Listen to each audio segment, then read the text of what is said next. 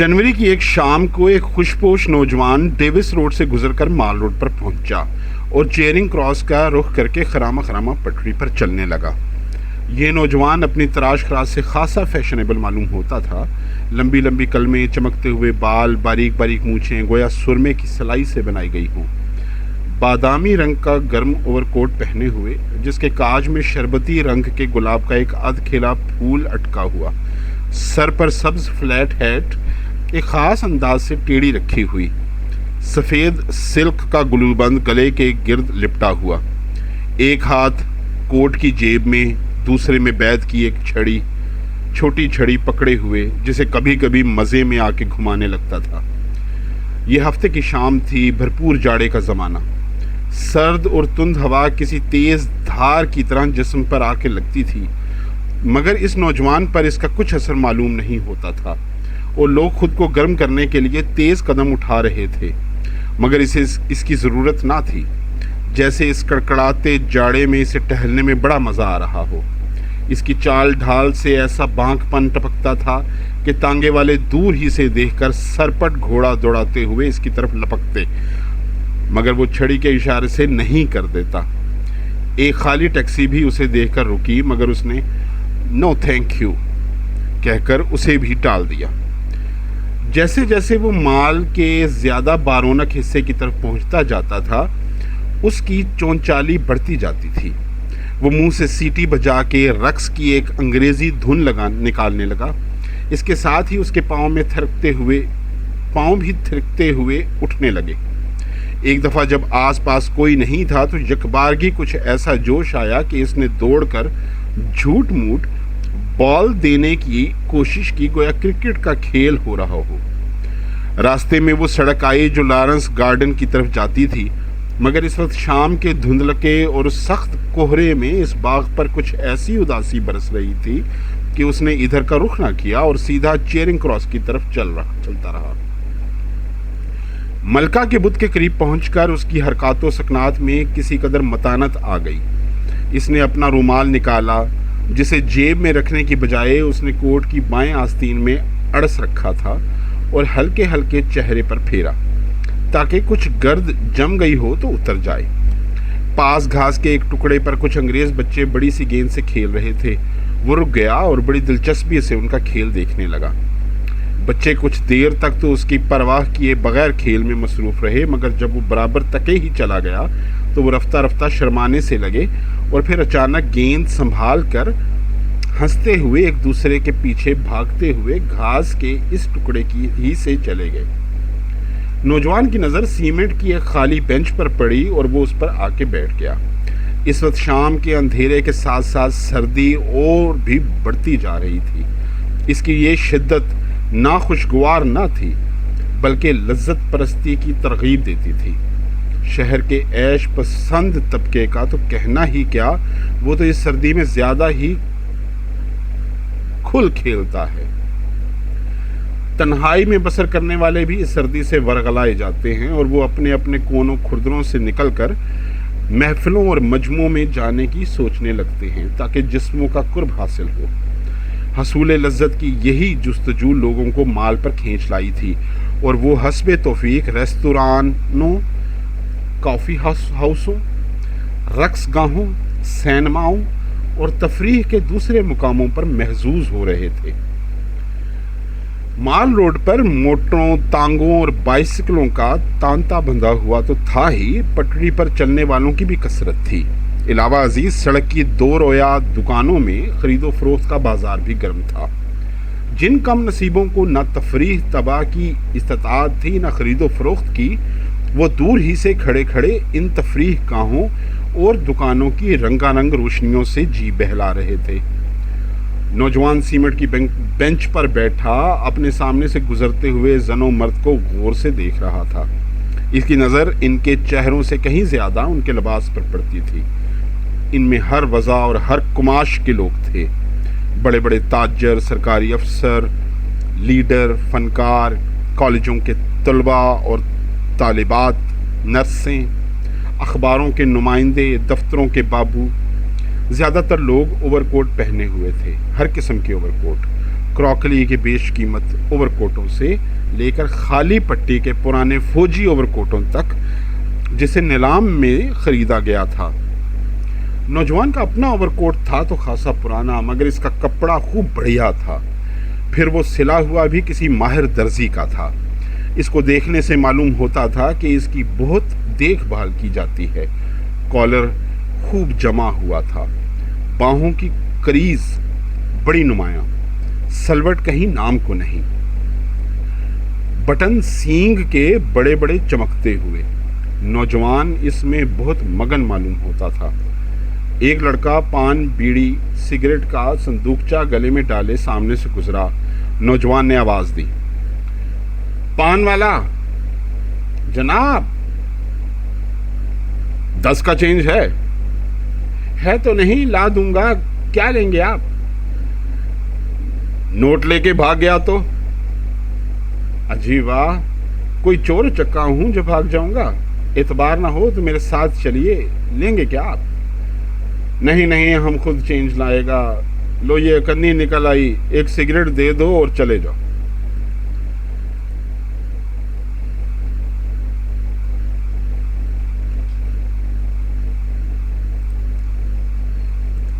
लड़के के जाने के बाद मजे से सिगरेट के कश लगाने लगा। वो वैसे ही बहुत खुश नजर आता था। सिगरेट के धुएं ने उस पर सरूर की कैफियत तारी कर दी। एक छोटी सी सफेद रंग बिल्ली सर्दी में ठिठरी हुई बेंच के नीचे इसके कदमों में आकर म्याऊं म्याऊं करने लगी। इसने पिचकारा तो उछलकर बेंच पर आ चढ़ी। इसने प्यार से उसकी पीठ पर हाथ फेरा और कहा, पुअर लिटिल सोल।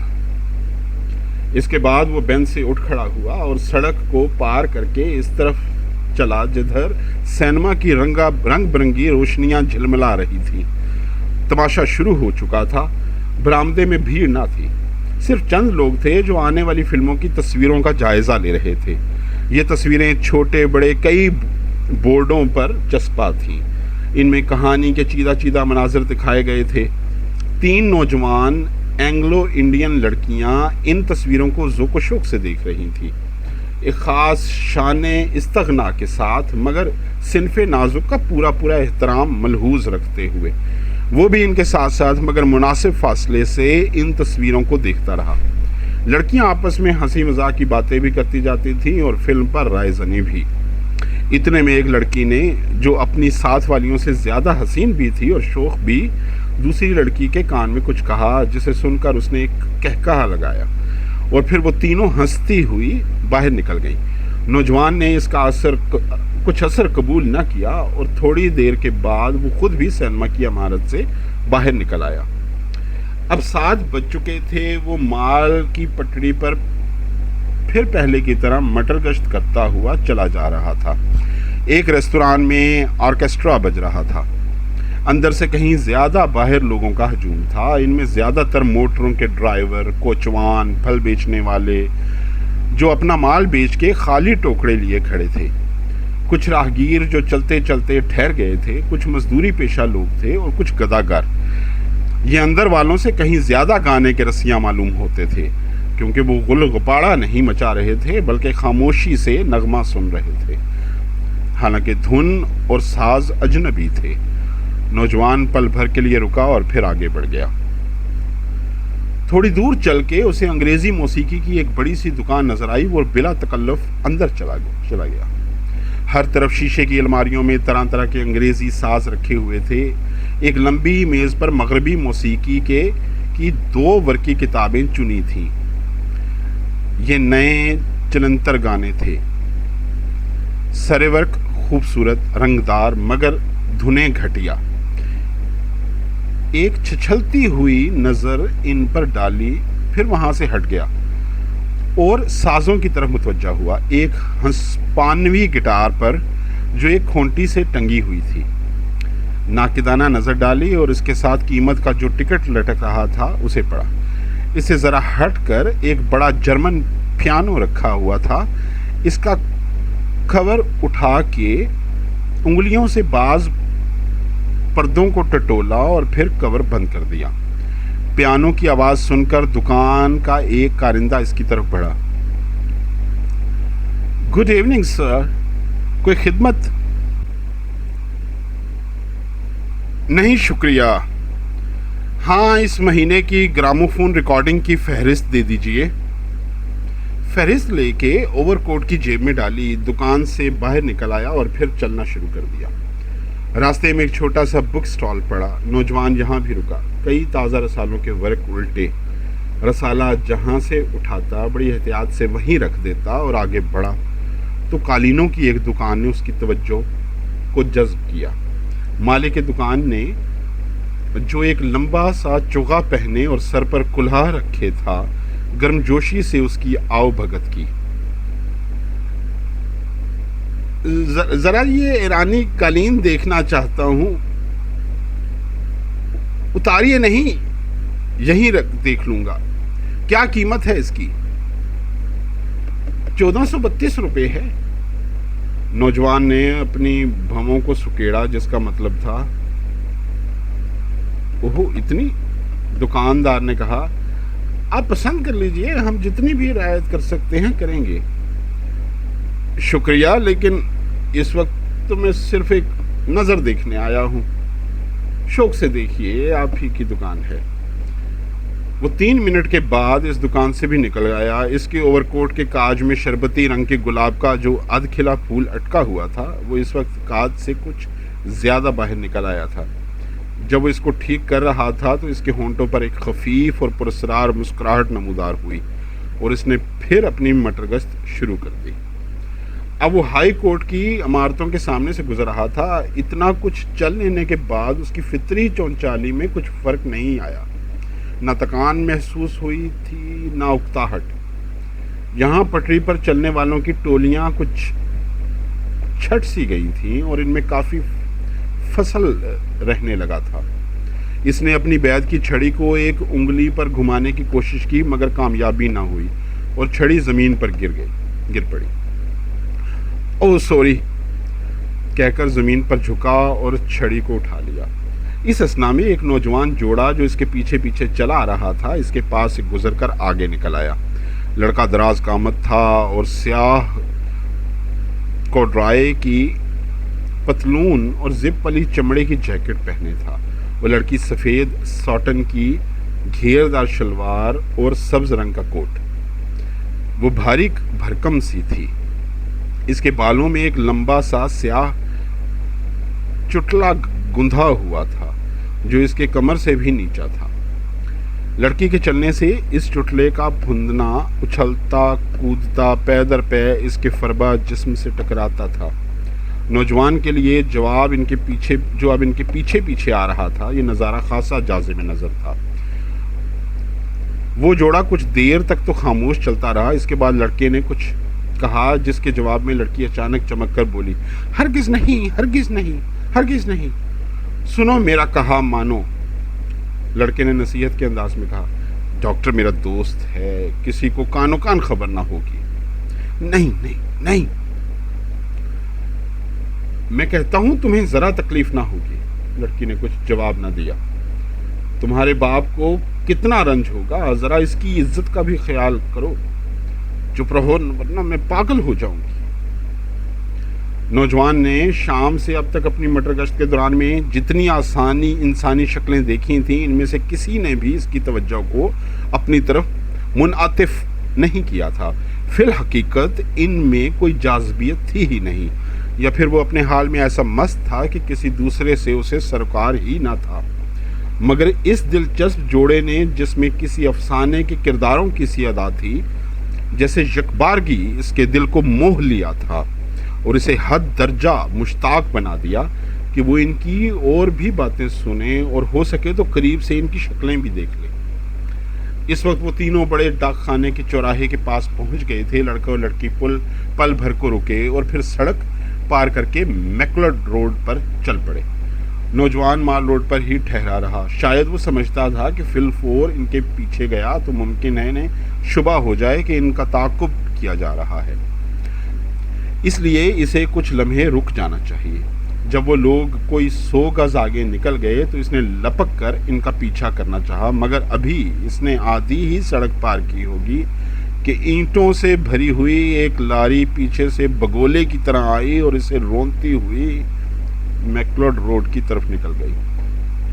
लॉरी के ड्राइवर ने नौजवान की चीख सुनकर पल भर के लिए गाड़ी की रफ्तार कम की। फिर वो समझ गया कि कोई लारी की लपेट में आ गया और वो रात के अंधेरे से फ़ायदा उठाते हुए लारी को ले भागा। 2-3 राहगीर जो इस हादसे को देख रहे थे शोर मचाने लगे कि नंबर देखो, मगर लारी हवा हो चुकी थी। इतने में कई और लोग जमा हो गए। ट्रैफिक का एक इंस्पेक्टर जो मोटरसाइकिल पर जा रहा था रुक गया। नौजवान की दोनों टांगें बिल्कुल कुचल गई थी। बहुत सा खून निकल चुका था और वो सिसक रहा था।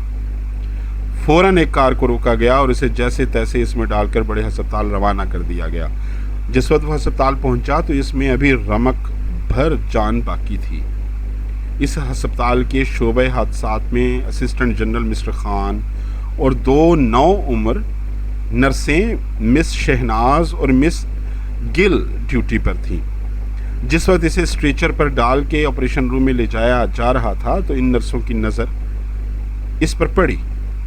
इसका बादामी रंग का ओवरकोट अभी तक उसके जिस्म पर था और सफ़ेद सिल्क का मफलर गले में लिपटा हुआ था। इसके कपड़ों पर जा बजा खून के बड़े बड़े धब्बे थे। किसी ने अजराहे दर्दमंदी इसकी सब्ज फ्लैट हैट उठा के इसके सीने पर रख दी थी ताकि कोई उड़ा न ले जाए। शहनाज ने गिल से कहा, किसी भले घर का मालूम होता है बेचारा। गिल दबी आवाज में बोली, खूब बन ठन के निकला था बेचारा हफ्ते की शाम मनाने। ड्राइवर पकड़ा गया या नहीं? नहीं, भाग गया। कितने अफसोस की बात है। ऑपरेशन रूम में असिस्टेंट सर्जन और नर्सें चेहरों पर जराही के नकाब चढ़ाए जिन्होंने उनकी आंखों से नीचे के सारे हिस्से को छुपा रखा था, इसकी देखभाल में मसरूफ थे। इसे संगमरमर की मेज़ पर लटा दिया गया। इसने सर में जो तेज़ खुशबूदार तेल डाल रखा था उसकी कुछ महक अभी तक बाकी थी। पट्टियां अभी तक जमी हुई थीं। हादसे से उसकी दोनों टांगें तो टूट चुकी थीं मगर सर की मांग नहीं बिगड़ने पाई थी। अब इसके कपड़े उतारे जा रहे थे। सबसे पहले सफ़ेद सिल्क ग्लूबंद उसके गले से उतारा गया। अचानक नर्स शहनाज और नर्स गिल ने बेयक वक्त एक दूसरे की तरफ देखा। इससे ज़्यादा वो कर भी क्या सकती थी। चेहरे जो दिली कैफियत का आईना होते हैं जराही के नकाब तले छुपे हुए थे और जुबानें बंद। नौजवान के गुलूबंद के नीचे नेकटाई और कॉलर क्या सिरे से कमीज ही नहीं थी। ओवरकोट उतारा गया तो नीचे से एक बोसीदा ऊनी स्वेटर निकला जिसमें जा बजा बड़े बड़े सुराख थे। इन सुराखों से स्वेटर से भी ज़्यादा बोसीदा और मैला कुचैला एक बुनियान नज़र आ रहा था। नौजवान सिल्क के ग्लूबंद को कुछ इस ढब से गले पर लिपेटे रखता था कि इसका सारा सीना छुपा रहता था। इसके जिस्म पर मैल की तहें भी खूब चढ़ी हुई थी। जाहिर होता था कि वो कम से कम पिछले 2 महीने से नहीं नहाया। अलबत्ता गर्दन खूब साफ थी और इस पर हल्का हल्का पाउडर लगा हुआ था। स्वेटर और बुनियान के बाद पतलून की बारी आई और शहनाज और गिल की नज़रें फिर बैक वक्त उठी। पतलून को पेटी के बजाय एक पुरानी धज्जी से जो शायद कभी नेकटाई रही होगी खूब कस के बांधा गया था। बटन और बक्सुए गायब थे।